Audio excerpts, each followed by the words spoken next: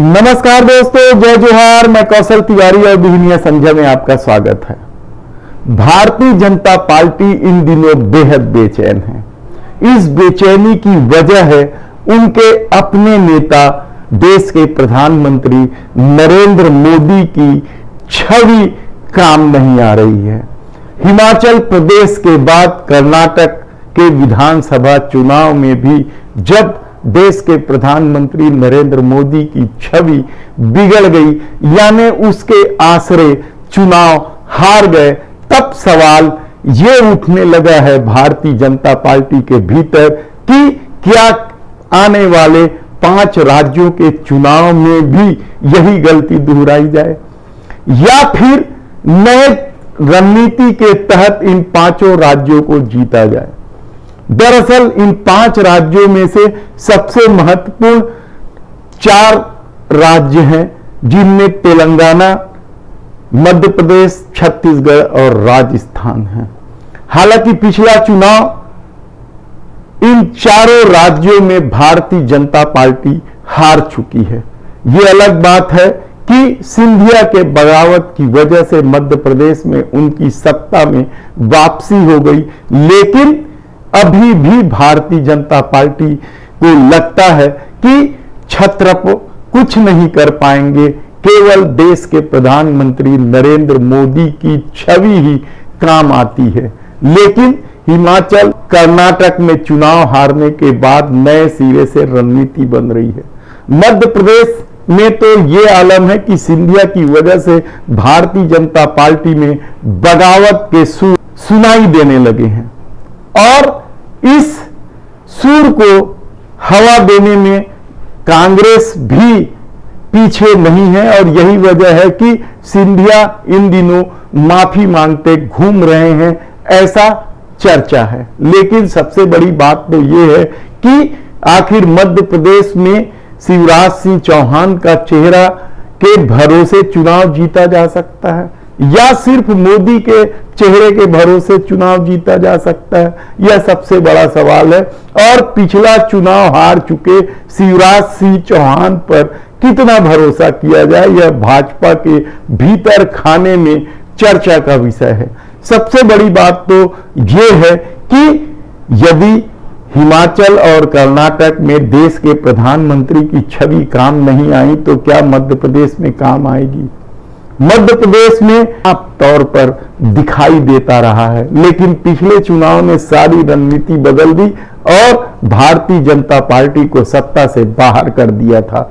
यह अलग बात है कि ज्योतिरादित्य सिंधिया ने कांग्रेस में अपनी उपेक्षा का आरोप लगाते हुए भारतीय जनता पार्टी में शामिल हो गए और शिवराज सिंह की सरकार बन। लेकिन इन दिनों महाराज और शिवराज में भी नहीं पट रहे। हालांकि शिवराज सिंह के पुराने बयान सिंधिया परिवार को लेकर कभी भी अच्छे नहीं रहे हैं और शायद यह बात ज्योतिरादित्य सिंधिया भी जानते हैं और सिंधिया समर्थकों की टिकट कटने की जो अफवाह उड़ी है उसे लेकर भी सिंधिया में बेहद ही आक्रोश है। तब कमलनाथ और जीतू पटवारी को लेकर भी कांग्रेस के भीतर हो हल्ला है। हालांकि कांग्रेस में यह नई बात नहीं है। राजस्थान में गहलोत और पायलट, तो छत्तीसगढ़ में टीएस बाबा और भूपेश बघेल, तो कर्नाटक में भी तो सिद्धारमैया और डी शिव कुमार के बीच विवाद रहा है। लेकिन कर्नाटक में क्या सब कुछ ठीक हो गया है? और यदि यह सब कुछ ठीक हो गया है तो यकीन मानिए कि मध्य प्रदेश में जो जीतू पटवारी और कमलनाथ के बीच जो विवाद है वह भी सुलझ जाएगा। लेकिन सबसे बड़ा सवाल तो भारतीय जनता पार्टी के यह है कि क्या वे नरेंद्र मोदी पर फिर दांव खेलें। यही हाल छत्तीसगढ़ का है। छत्तीसगढ़ के 90 विधानसभा सीट में कांग्रेस 70 से अधिक सीट लेकर बहुमत पर है और कहा जा रहा है कि कितना भी विपरीत परिस्थिति बने, भूपेश बघेल की सरकार दूसरी बार बन ही जाएगी। और भारतीय जनता पार्टी यहां दिखाई भी नहीं दे रहा है, यहां पे भी नेतृत्व का अभाव साफ दिखाई दे रहा है। पूर्व मुख्यमंत्री डॉक्टर रमन सिंह के अपने गुट हैं तो बृजमोहन अग्रवाल के अपने गुट हैं। इसके अलावा जो संगठन में जिन्हें प्रदेश अध्यक्ष बनाया गया अरुण साव और नेता प्रतिपक्ष बनाया गया है नारायण चंदेल के बीच भी सब कुछ ठीक नहीं है। ओपी चौधरी जो आईएएस से इस्तीफा देकर भारतीय जनता पार्टी में शामिल हुए हैं, उनकी भी अपनी अलग छवि है और वे अपने ढंग से काम करते हैं। कहा जा रहा है कि भारतीय जनता पार्टी के पास भ्रष्टाचार के सबसे बड़े मुद्दे तो हैं, लेकिन वह उन्हें ठीक से उठा नहीं पा रही है। और दूसरी तरफ छत्तीसगढ़ में स्थिति यह है कि भारतीय जनता पार्टी जिस धर्म के आश्रय चुनाव जीतती रही है, वह धर्म कांग्रेस के मुख्यमंत्री भूपेश बघेल ने छीन लिया है। कहा जाए तो गलत नहीं होगा। इन दिनों रायगढ़ में 3 दिवसीय राष्ट्रीय रामायण मेला का आयोजन चल रहा है और देश भर के रामायण मंडली आकर यहां भजन कीर्तन कर रहे हैं।